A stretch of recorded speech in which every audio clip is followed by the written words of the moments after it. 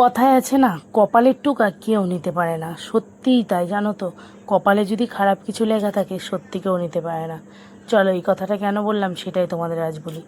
Hello guys everyone, welcome back to my channel. সবাই কেমন আছো? আশা করি সবাই খুব খুব ভালো আছো। আমরা বেশ ভালো আছি। না না, ততটাও ভালো নেই যতটা দেখতে পাচ্ছ। আসলে ভালো অনেক সময় না থাকলেও ভালো থাকার ভান করতে হয়। কারণ কি জানো? কারণ হচ্ছে, এর আগের দিন দেখতেই পেলে, কালকে ভাইয়ের বিয়ে ছিল। তো ভাইয়ের বিয়ে খেয়ে রাত 12টা বেজে গেছে ঘুমাতে ঘুমাতে। মানে সকালে একটাই বেজে গেছে আর কি, বলতে গেলে সকাল একটাই বলছি আর কি। তো বাবার যেহেতু আজকে জন্মদিন, তো ওই জন্য সকাল থেকে আমাকে ভালো থাকতেই হবে। তো বাবায়ের সারা রাতে একবারও জ্বর আসেনি, মানে রাতেবেলা সেই 12টার সময় ওষুধ খাইয়েছি, তারপরে সকালবেলার ওষুধ খাওয়াতে হয়নি। যাক, সকালটা তো বেশ ভালোই কাটছিল। এই দেখে আমারও বেশ ভালো লাগছিল। বাবাই বেশ সুন্দর ঘুমাচ্ছিল, সেটা দেখে আমারও ভালো লাগছিল। যে কোনো সন্তানরা যদি ভালো থাকে, তাহলে তার মায়েদের তো এমনিতেই ভালো লাগে। যাক, সবাইকে বলছি শুভ সকাল। অনেক সকাল হয়ে গেছে। তো এই যে দেখো, সকাল সকাল অনেক কাজ দাজ ছেড়ে আমি পুজো দিতে চলে এসেছি। ভেবেছিলাম একটা মন্দিরে গিয়ে পুজো দিয়ে আসবো, কিন্তু সেটা আর হলো না। ঠাকুর না চাইলে কখনোই কিছু হয় না, তাই কি না বলো? তো সত্যিই তাই।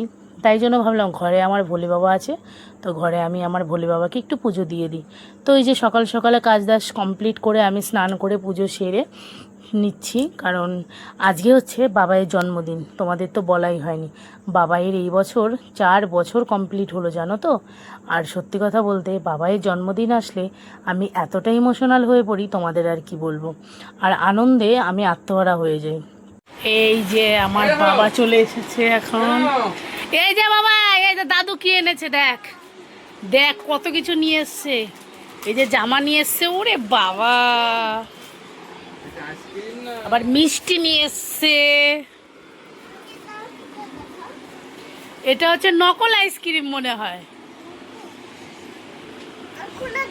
বাবার সাথে আমার যেহেতু কথা হয়েছিল 2 দিন আগে, তো বাবু বলছিল যে দুপুরের দিকে মনে হয় আসবে। মাও এর আগের দিন বলেছিল। যাক, সকালবেলা একটু মাকে ফোন করলাম, মা বলল তোর বাবা মনে হয় সকালবেলাই চলে আসবে। বাবা দেখ স্টেশনে নেমেও পড়েছে। যাক, সকাল সকাল আমার কাজের তোড়জোড় এত বেড়ে গেছে, স্পিড আর কি বলবো। সকাল থেকে একটু ধীরে সুস্থেই করছিলাম, ভাবছিলাম বাবা লেট করে আসবে আর রান্না টান্না একটু দেরিতেই করবো। তো বাবা যেই তাড়াতাড়ি চলে এসছে, বাবু যেহেতু কলকাতা থেকে এসছে, না খেয়ে এসেছে, তাই বাবুকে তাড়াতাড়ি খেতে দিতে হবে, ওই জন্য তাড়াহুড়ো করে খেতে দিয়ে দিলাম, রান্নাবান্না কমপ্লিট করলাম। তারপরে এখন আমি চিকেনটা ধুয়ে নিচ্ছিলাম। আর হ্যাঁ, সাথে আমার শাশুড়ি মাও আমাকে হেল্প করছিল। সবজি কাটাকুটি করতে হবে না, একা হাতে কি আর সব কিছু পারা যায় বলো? যতই হোক বাবার স্পেশাল দিন বলে কথা, একটু তো রান্না বান্না করতেই হবে, তাই না বলো? না, এমন না যে মাছ মাংস আমরা খাই না, মাছ মাংস আমরা প্রতিদিনই খাই। মাছ ছাড়া আমাদের বাড়িতে ভাত কখনোই হয় না, প্রতিদিনই মাছ মাংস আমাদের চলে। না, প্রতিদিন মাংস চলে না, তবে সপ্তাহে একদিন মাংস চলে, এমনকি সপ্তাহে 2-3 দিনও হয়ে যায় কোনো বার। আবার কোনো সপ্তাহে একবার চলে, একদিন চলে। তো যাই হোক, আজকে বাবাই ভীষণ খুশি, জানো তো। এই যে আমার বাবাইয়ের আজকে ফুল ড্রেস, সকালে স্নান করা হয়ে গেছে। এটার মামা বাড়ির দাদু দিয়েছে, দেখতেই পাচ্ছ। বাবাইকে কেমন লাগছে বলো? দিদিভাইয়ের সাথে খুনসুটি চলছে।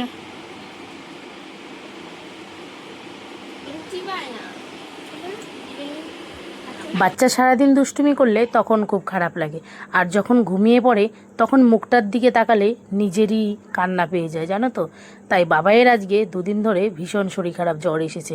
তারপরে আজকে একটু জন্মদিন, তাই আজকে জন্মদিনে স্পেশাল একটু না করলে হয় বলো? যতই শরীর খারাপ হোক, যদিও বাবাই কিছুই ভালো খেতে চাচ্ছে না, তবুও বাবাইয়ের জন্য একটু রান্না করছি, তাই না বলো? মন তো চায়, তাই না, যে এটা ওটা রান্না করে দিই। কিন্তু ওই যে ভাবছিলাম যে কিছুই করবো না, আবার ভাবছি জন্মদিন বাবাইয়ের। আমার জীবনে বাবাই আর বাবাইয়ের বাবা, এই দুটো স্পেশাল মানুষের জন্মদিন আসলে আমি সত্যি খুব ইমোশনাল হয়ে পড়ি। ভাবি কি রান্না করে দেবো, কি দেবো, কি একটু স্পেশাল করব, মানে বুঝে উঠতে পারি না, জানো তো। আচ্ছা, তোমাদেরও কি এরকম হয়? হ্যাঁ, অনেকেরই এরকম হয়, বুঝতে পারি। কারণ সত্যি এই আমাদের জীবনে তো স্পেশাল মানুষগুলো তো এরাই, তাই না? তো তারপরে তো এদিকে মশলাগুলো কষিয়ে নিচ্ছিলাম, আর বারবার বাবাইকে জ্বর মেপে দেখছিলাম যে জ্বর এসছে নাকি। তো সত্যি কথা বলতে আজকে সারাদিনে তেমন মানে শরীরটা খারাপ হয়নি। তো সেই সকাল 10টার থেকে একবার একটু জ্বর এসেছিল। তো আমি ছবিগুলো ছেড়েছি তো ছোটবেলায়,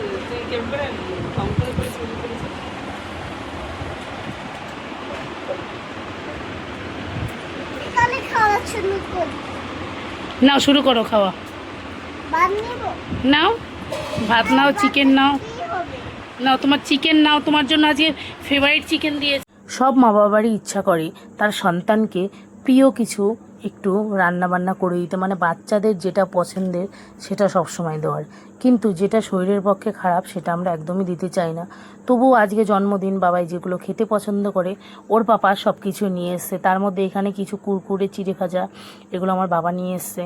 আর এই দেখো কত কিছু নিয়ে এসছে, আরও অনেক রয়েছে জানো তো ফ্রিজের মধ্যে। এত কিছু ভাবলাম এত প্লেটগুলো এঁঠো করবো, থাক এ কটাই আপাতত সাজিয়ে দিই।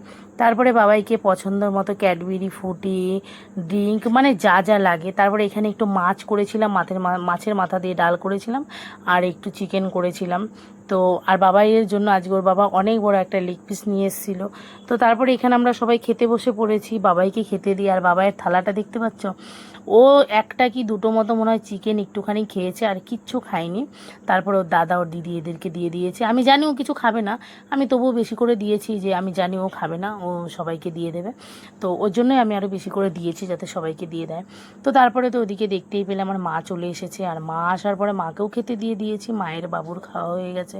তারপরে এদিকে সন্ধ্যাবেলা আমি একটু পায়েস বসিয়ে দিয়েছি এক হাঁড়ি মতো, যেহেতু এটা আমার ভাগ্নেকে পাঠাবো, তো ওই জন্য একটু বেশি করে করছিলাম। আর আমার ঠাকুর জামাই এসেছে, আমার ননদিনী তো আসেনি, কাজের এত চাপ। তো ওই জন্য এই যে আমার ঠাকুর জামাই এসছে দেখো। তো দুঃখের বিষয় একটা, যে ঠাকুর জামাই ভোরবেলায় চলে গেছে আর কি, পাঠাতে পারিনি কিছুই।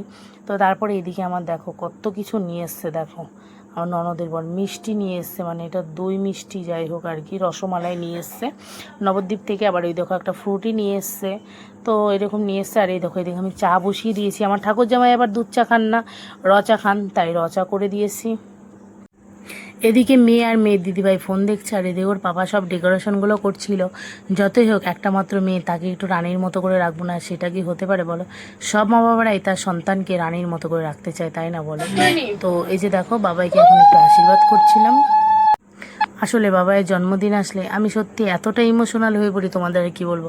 আনন্দে আমার চোখ দিয়ে শুধু জলই বেরোয়। সকাল থেকে অনেকক্ষণ আমি কান্নাই করেছি জানো। কেন জানো? আমার এই আনন্দে আমার বাবাইকে আমি অনেক কষ্টের পর কাছে পেয়েছি, তাই তাকে আমি সবসময় ভালো, খুশি, সুখী সব সময় রাখতে চাই। এমনকি ওর পাপাও, আমি তো তাও একটু রেগে টেগে গেলে বকা দিই, মেরেও দিই দু এক সময়, কিন্তু ওর পাপা জানো তো কিছুই বলে না। যাক, ঠাকুরের কাছে সবসময় একটা জিনিসই প্রার্থনা করি, ভোলে বাবার কাছে, আমার বাবাই যেন সারা জীবন সুস্থ থাকে, ভালো থাকে। নিজের সন্তানের সুস্থতা তো সব মা বাবারাই চায়, তাই না বলো? তো আমিও ভোলে বাবার কাছে সবসময় এটাই চাই, যে আমার সন্তানকে সবসময় ভালো রেখো, সুস্থ রেখো। আর বাবাইয়ের এতটা শরীর খারাপ, মানে ওকে যে পায়েসটা দিয়েছি দেখতে পাচ্ছ কীরমভাবে অক তুলছে, ও শেষমেশ বমি করে দিল জানো। কিন্তু ওর বাবাও বুঝতে পারেনি যে মেয়ে বমি করে দেবে, আসলে শরীরটা এতটা খারাপ। তো ও কিছুই খাচ্ছে না, দুপুরবেলা বললাম না 1.5 পিস মতো মনে হয় চিকেন খেয়েছে, তাও খায়নি। তো এই যে বাবা এর বমি হয়ে গেছে, তাই এখন আবার নতুন করে ড্রেস চেঞ্জ করা হয়ে গেছে। তো কি হয়েছে, আর এদিকে সবাই দাঁড়িয়ে আছি আমরা। দাও একটু আশীর্বাদ করো, নাও আসো, দাও মা দাও, তুমি আগে করো। হ্যাঁ বাবা দাও, যা না দাও, যা দিবা দেবে।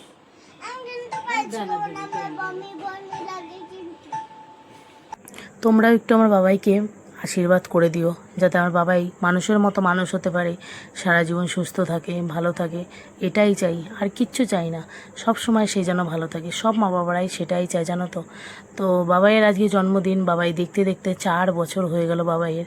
তো এই যে বাবাইয়ের দিদুন বাবাইকে 100 টাকা দিয়ে দিয়েছে, বাবাইকে জামা কিনে এনে দিয়েছে, বাবাইকে কত কিছু এনে দিয়েছে। বাবাইয়ের তো আজকে ভীষণ আনন্দের দিন, বাবাই তো ভীষণ খুশি জানো তো।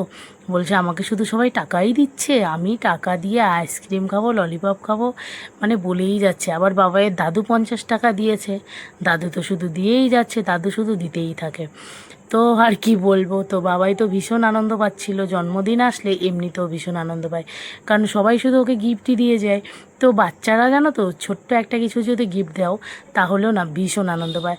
আবার এই দেখো বাবাইয়ের পিসেমশাই আশীর্বাদ করছে। তো বাবাইয়ের পিসেমশাও বাবাইকে 500 টাকা দিয়েছে, বলেছে তুমি একটা কিছু কিনে নিও। দেখি দেখি, ওরে বাবা, দিদির সাথে আবার অ্যাডভান্স, ওরে বাবা সবাই অ্যাডভান্স। তুই আশীর্বাদ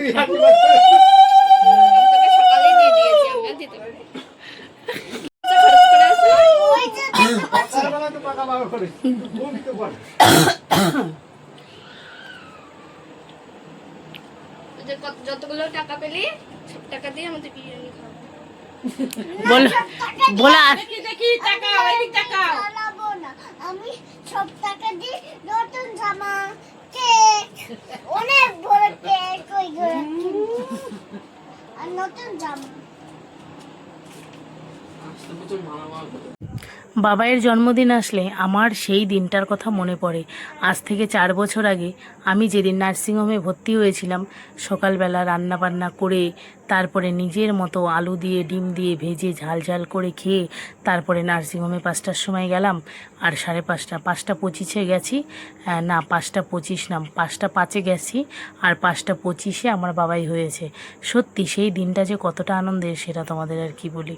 সেই দিনটার কথা মনে পড়লে আমার চোখ দিয়ে আজও অশ্রু ঝরে জানো।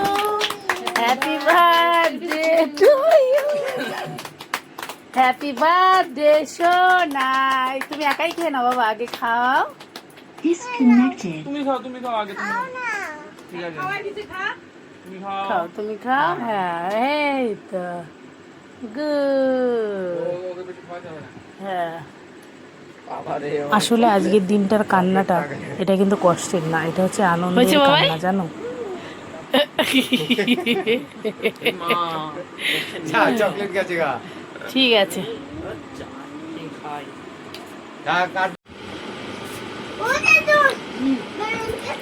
অন্য দিনের তুলনায় আজকের দিন একটু স্পেশাল। তার কারণটা তোমরা তো দেখতেই পেলে। আমার স্পেশাল মানুষের স্পেশাল দিন, সেটা হচ্ছে আমার বাবাই।